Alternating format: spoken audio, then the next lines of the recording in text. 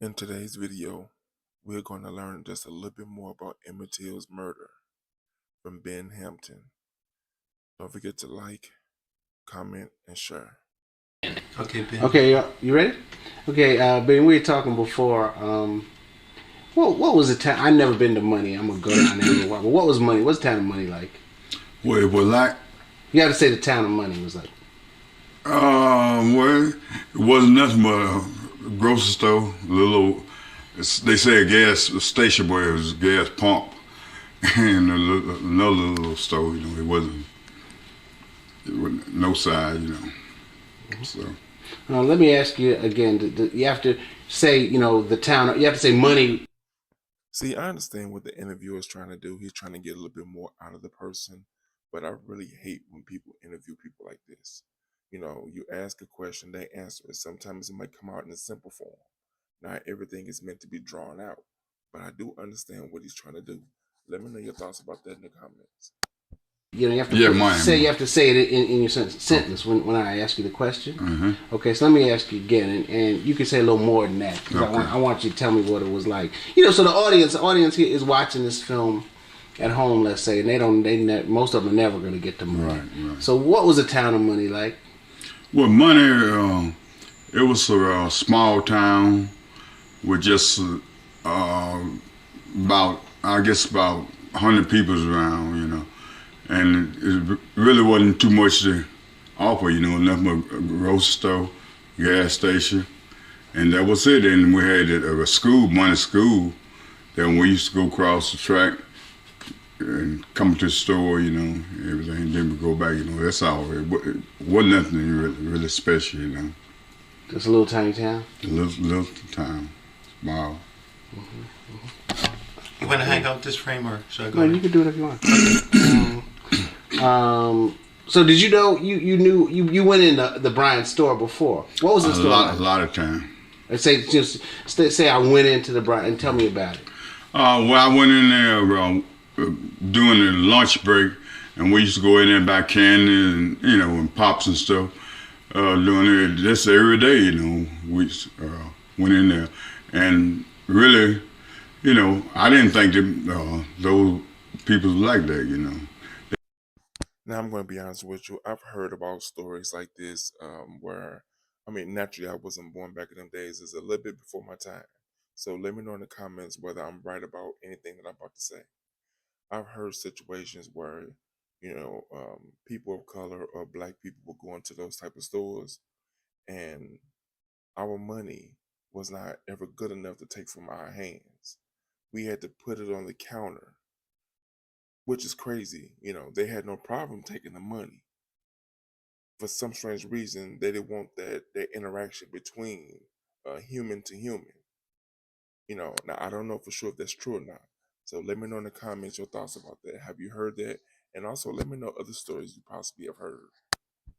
They treat us, according, but someone keyed them off or something, I guess, Okay.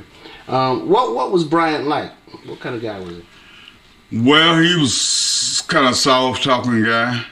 Okay, if you can again put his name in it, you have to say, well, Bryant, because my question's going to be taken out. So my voice, that's why I keep saying that. Oh, okay. So you have to say, well, Bryant was. Okay. So let me ask you again. What kind of guy was Bryant? Well, Brian was a kind of soft-talking guy, and he was, on the quiet side. I thought he was on the quiet side. So we never did have too much to, in common, but they ran in the store.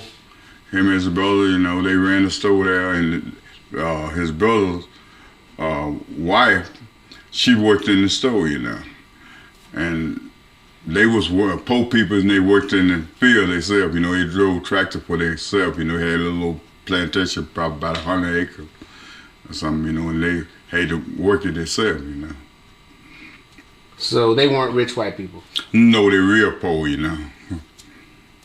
What do you mean? What do you mean? Well, the only something that they really had is going for them, a little plantation, they had to raise their own wherever, cotton or something, and they had a store in, like I say, a small town, so they wasn't making too much money off the store, you know. So, you know, they wasn't. Did you ever see the woman that supposedly he whistled at, Bryant's wife? Do you remember Yes, her? I did. I used to see her every day. She was working in there. Uh, uh, she be working. Most time he wasn't there. Him and his brother-in-law, you know, they wasn't there. So she be running the store all the time. What was she like? Uh, well, she was. You could tell, you know, she was a little, you know, she didn't want to, you know, you go in the store or something, and she stand back and, you know, you order something, and she give it to you, and that was it, you know. She, you know, it's didn't when you touch your hand, you know, she just give it to you, you know, move her hand. But at that time, we was kids, we didn't pay that no mind, you know. And look at that. It just came right out. Now, I promise you I didn't see this video beforehand. But I got my question answered right there. You know, our money was good enough to be taken, but the human to human interaction was a no. Now, I can understand other types of human to human interaction. I mean, especially when she's a married woman or a woman, period. But when it comes to a transaction within buying, selling things, I don't see the problem with that. Let me know in the comments, why do you think that was a problem? Did they think that the color of the skin was gonna come off? Did they think it was contagious? I mean, I understand you can't tell me exactly what the person was thinking. That's why I'm wondering what is the possibilities of what you think they was thinking. Let me ask you to say that again because I think we had a noise, outside, and Okay. I'm not sure that it really, we really got to hear it. And that was good. So, tell me again, what type of woman was Mrs. Bryant? And if you could say Mrs. Bryant in there. Mrs. Bryan, she was so poor, you know, she was pretty decent for as I'm concerned because, you know, we went in there to buy candy and that's all, you know. And we would go in there and we buy candy and pops and stuff. And when we bought what we wanted, we get out of the store, you know. So we didn't have no problem with her. But, you know, she, you could tell that now I can understand, you know, she didn't want to be bothered, you know, too much, you know. She was only trying to make money, that's all. And when you buy something, you know, she dropped the money and hands, you never touch her hand, nothing, you know. So I'm pretty sure she was prejudiced, yeah. She never touched your hand. No, she never would allow you to touch her hand.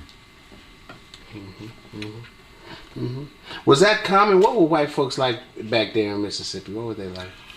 Well, I can't say all of them white were like, you know, because while we were living there, this guy, he was something like, and he was born rich, you know, and he was something like us. We go to his house, and he won't, you know, go in the front door. We didn't able to go in there, but I guess because we were kids or something, you know, we go visit him when after we left there. We used to go back down south, and if we didn't go to see him, you know, he had, you know, tell my brother, I had a brother living down there. Then he tell, you know, about we should have came to see him, you know, and all this stuff, you know. Not all white people was the same down there. And see, and that's the reason why I can never go with the same excuse that I hear most European people say when they say stuff like, oh, well, those were part of the times. No, no. He just said it. Not all European people were the exact same way. Even during slavery times, you know, you had your bad set of people, but remember, a lot of those slaves that were escaping had European people right there helping them get away. So there's no such thing as, you know, it was the times. That's just an excuse that you want to use to try to justify the badness or the evilness of those people. And I guess it's the same way here, you know. Everybody ain't alike, you know. Same way with black people, you know.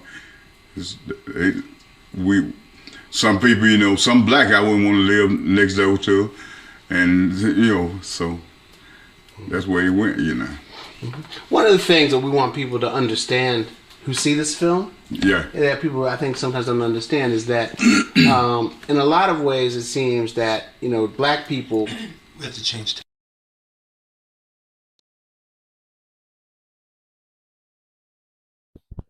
Now, I'm be honest with you, he was completely right about something.